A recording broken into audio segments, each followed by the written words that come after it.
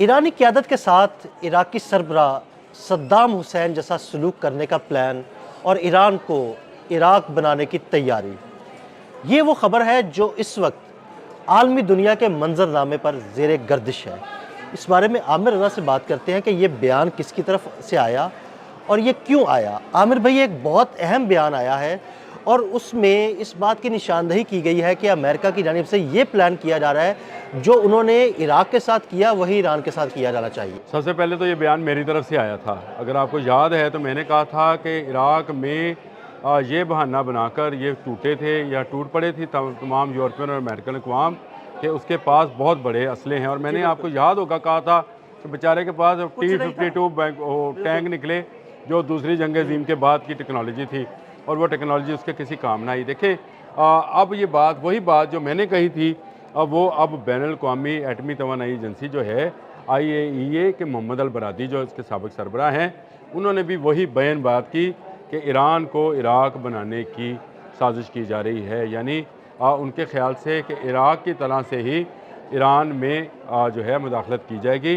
जिस तरह सद्दाम हुसैन को फांसी दी गई थी उसी तरह ईरानी सुप्रीम कमांडर को सज़ा दी जाएगी या वहाँ के जो इस्लामी इनकलाबी कौंसल है उसके लोगों को सज़ा दी जाएगी और बड़ा जो बहाना बनाया जाएगा एटमी न्यूक्लियर तवानाई का बनाया। बिल्कुल, उन्होंने यही बहाना बनाया था कि इराक़ के पास केमिकल हथियार हैं और उसका बहाना बनाकर इराक़ पर चढ़ाई की और चढ़ाई करने के बाद इराक़ को जो है ना नेस्तो नाबूद कर दिया, सद्दाम हुसैन को गिरफ़्तार कर लिया, उसको फांसी दे दी। मुझे लगता है कि ये सारा प्लान ईरान की तरफ शिफ्ट हो रहा है। देखिए ये प्लान शिफ्ट होने का ये एग्जीक्यूट होगा और कामयाब होगा नहीं होगा इस पर मैं डिटेल में बात कर लेता हूँ। लेकिन आपने बिल्कुल ठीक निशानदेही की कि उनके ये कहा गया था कि उसके पास केमिकल वेपन्स हैं जिससे दुनिया में बायोलॉजिकल वॉर शुरू हो जाएगी और वो इतने ख़तरनाक हैं कि उसके एक जर्नल का नाम इन्होंने इंटरनेशनल मीडिया ने केमिकल अली रखा हुआ था। बिल्कुल बिल्कुल, वो मारा भी गया बेचारा और उसका नाम उन्होंने केमिकल अली, कि ये जनाब केमिकल्स का माहिर है और ये जो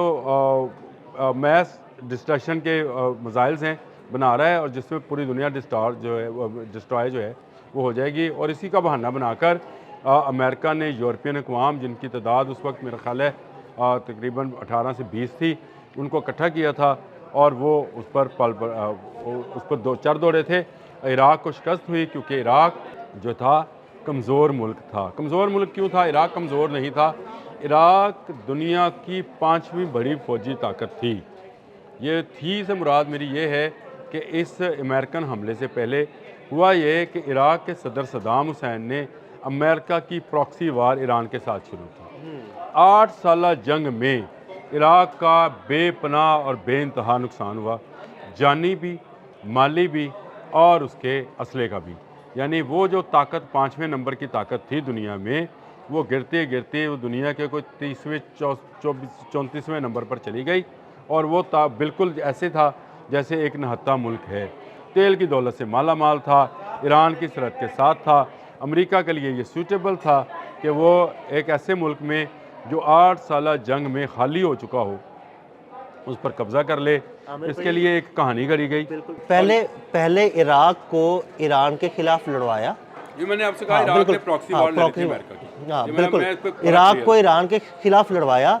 जब इराक़ कमज़ोर हो गया तो उस पर कब्ज़ा कर लिया। अब देखें इसका अमेरिका अभी जो है उसका मैं ये समझता हूँ कि उसका अकाउंट जो है वो सही नहीं है। यानी उसका अंदाज़े जो हैं ईरान के मतलब गलत है। देखें इराक़ 8 साल जंग के बाद निकला था और अभी स्टेबल नहीं हुआ था, अभी खड़ा नहीं हुआ था कि उस पर अमेरिका समेत दूसरी यूरोपीय अक़वाम जो थी वो आ गई क्या कहकर कि इसने ईरान के ख़िलाफ़ जो है केमिकल हथियार इस्तेमाल किए थे। अच्छा, वो केमिकल हथियार उसके पास कैसे आए थे, किसने इस्तेमाल कराए थे और क्या उस पर ये आया था?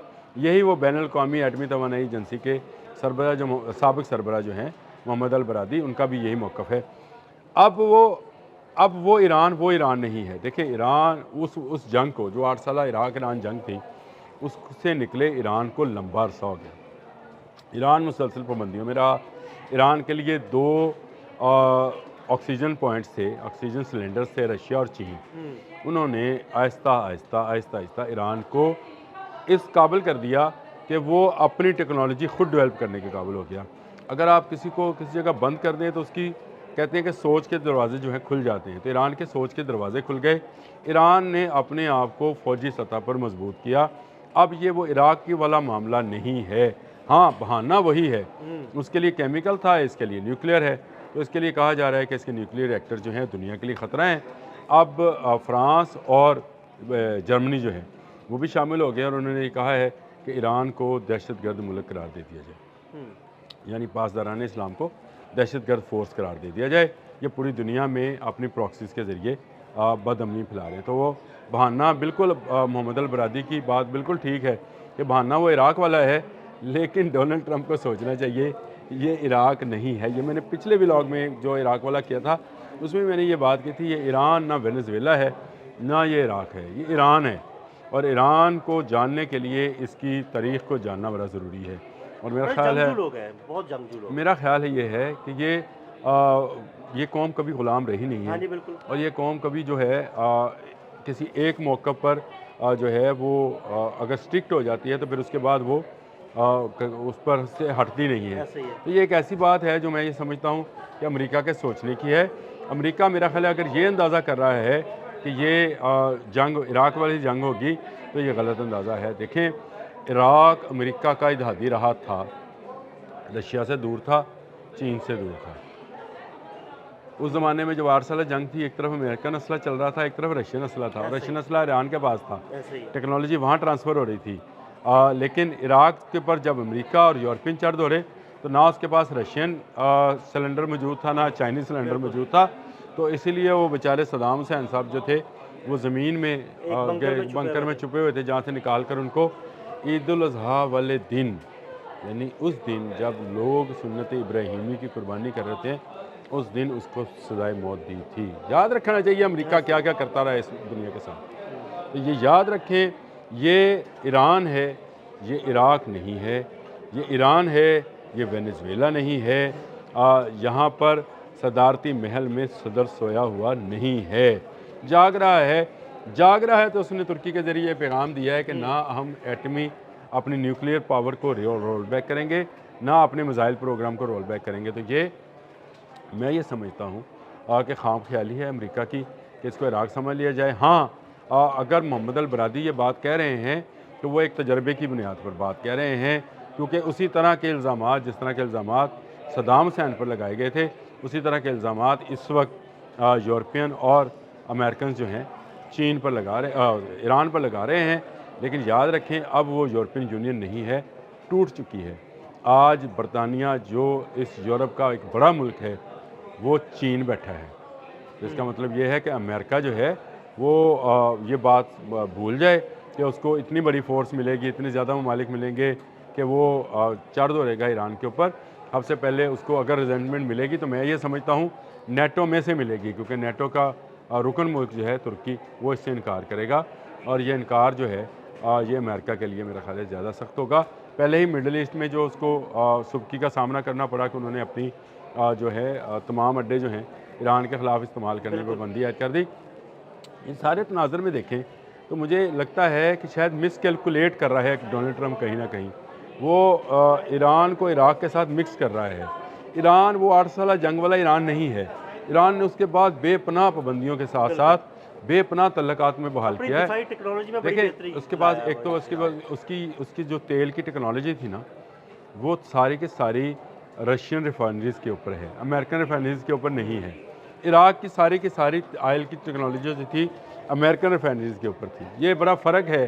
क्रूड ऑयल को साफ़ करने के लिए भी टेक्नोलॉजीज़ हैं, रशियन अलग टेक्नोलॉजी है, अमेरिकन अलग है, अरेबिक अलग है। हर तेल को, हर ब्रेंड को साफ़ करने का अलग अलग जो है प्लांट्स हैं।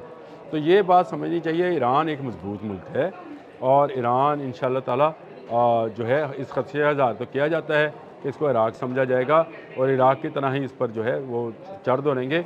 मेरा ख्याल है ये इतना आसान नहीं है, भरपूर मुज़ाहमत का सामना करना पड़ेगा और एक बड़ी जंग जो है खत्ते में हो सकती है।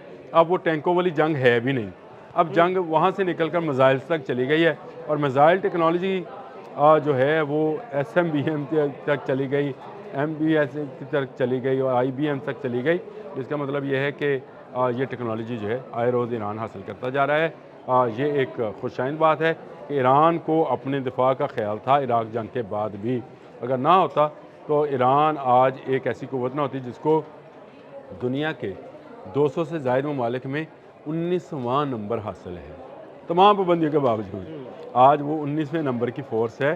तो ये इसको इराक मत समझा जाए। मेरा हाल मोहम्मद अल बरादी के खदशात ठीक हैं, लेकिन कैलकुलेशन ऑफ डोनाल्ड ट्रंप जो है वो सही है। बहुत शुक्रिया आमिर रज़ा। बिल्कुल आमिर रज़ा ने बड़ी तफसील के साथ इस सारे मामले पर रोशनी डाली।